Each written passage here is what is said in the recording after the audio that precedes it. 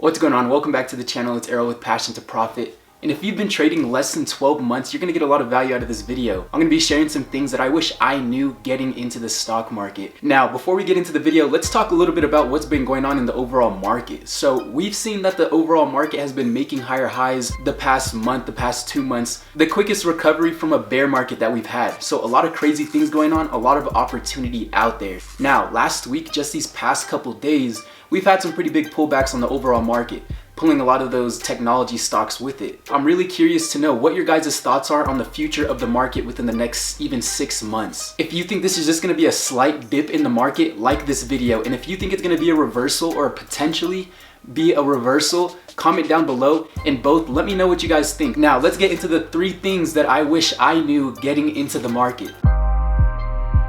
Number 1, I wish I knew that I had to find my niche in the market. Now, I'm not talking about finding your niche in a hobby or finding your niche in anything else. I'm talking about finding your niche in the stock market. And what I mean by that is finding the stocks that you trade best, or finding that area in the market that you understand the best and that you're most comfortable with. For example, when I first started, I was swing trading, I was day trading, I was trading Apple, and then the next day or the same day, I was trading some of those penny stocks that were gapping up 100, 200%, just catching some of the hype. A lot different style of trading. I didn't even really have any sort of set plan into trading, and that's probably why in the beginning I was really getting a lot of random results. If you trade random things, you're gonna get random results, and that's why I put in this video, find your niche in the market.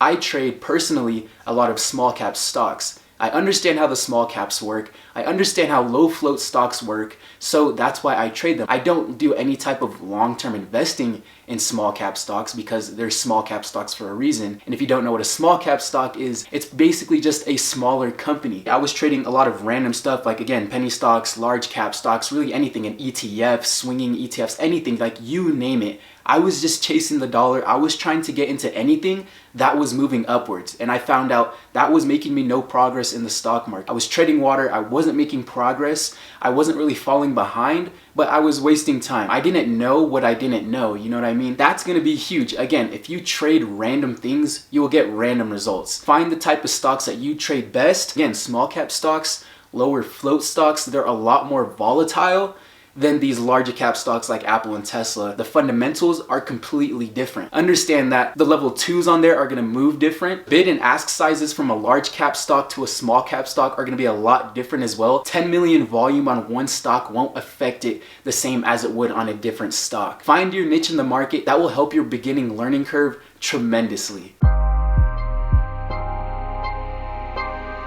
Now, number 2, I talk about this one all the time, and it's risk management and position sizing. Both of them go hand in hand. If you're not sure what risk management and position sizing is, look through my channel or just type into YouTube more about that topic and you will find some great videos to explain it further for you. Risk management and position sizing was another reason why for a while I wasn't really making any progress. Risk management and position sizing was something I did hear about getting into the market because it is talked about quite often. And I see why it is talked about quite often, because if you're not applying risk management, you're probably not going to see any long-term progress. Now, like I talked about in the beginning of the video, yeah, I was making trades, I was making money, but I was also losing money. I couldn't figure out how to hold on to what I was making. I didn't have any type of tactical approach to the market whatsoever. I wasn't calculating my risk and I wasn't calculating my reward.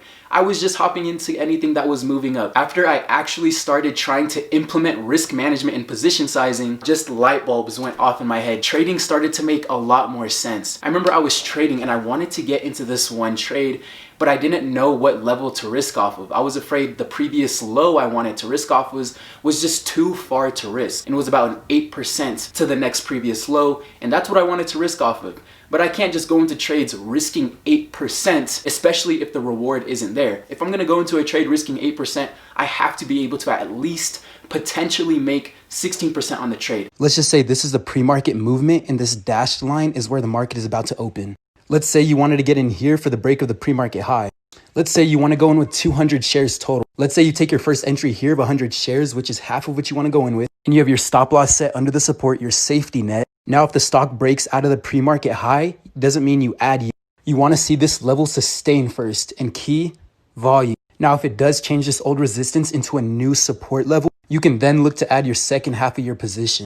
But let's say it never broke out. You would have been in with half of your position. And that's how you maximize your profits and minimize your losses. That's where the RR, the risk to reward ratio, is going to come in. And I want to be making trades that make sense. Risking more to the downside than you can potentially gain to the upside doesn't make any sense at all. If I wanted to go into something that had a larger risk, all I have to do now is take the concept of position sizing into my risk management. So what I mean by that is, if I'm going in and I don't want to risk a whole 8%, then just go in with half of the value that you normally go into trades with. Even if you have a 90% success rate, if you're not applying risk management, it's not gonna matter in the long run, and you're not gonna have those profits much longer anyways. And I know people that are watching this video is gonna be like, oh yeah, that's such basic stuff, like how are you not doing? I guarantee 90% of people that are watching this video are not implementing risk management and position sizing every single trade that they're taking. Implement risk management into your trading. Have a plan before you get into any trade. And again, make sure those trades that you're making plans for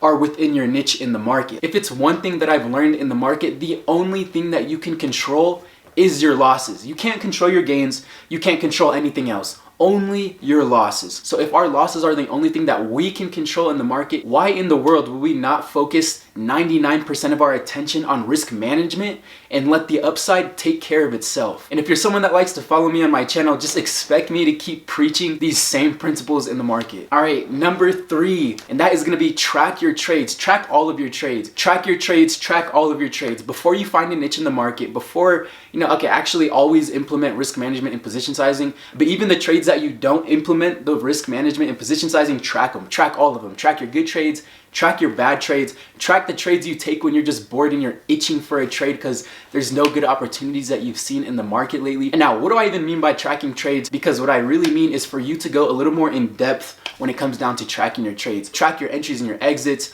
track the float of the stock, track the market cap of the stock, track the time in, time out, the day of the week. I promise you will find some really unique consistencies once you start tracking, and you'll really understand what you're bad at and what you're good at. You will start to realize, oh wow, I trade really poor from this time to this time based off of the results that I have. And tracking your trades is the best thing to make progress really in anything. Tracking is the one thing you want to do, especially when you kind of make decisions subconsciously. And that's one thing as humans we really have to look out for. You may be making mistakes you don't even know you're making. If you don't know what you do well or bad in the market, how can you grow in any way? That goes to any industry that you're in. I really admire people that are at the top of their industry, no matter the industry. Whether it's athletics, whether it's any industry in business, whether you own a salon, because 9 times out of 10, the people that are at the top of their industry usually know their habits better than anyone else, whether they're good or bad. And that's just what you have to do if you want to continue growing in whatever it is you want to do. If you're into trading, anything like that, I really encourage you to start tracking every single one of your trades into really detail. Now, that's going to wrap it up for the 3 things that I wish I knew getting into the market as a beginner. And I really hope this helped. And if it did, drop a like on the video, drop a comment down below what you thought of the video and the future for the market. I just want to know your guys' opinions. If you want to be in a free community with other traders like yourself trying to learn and improve every single day,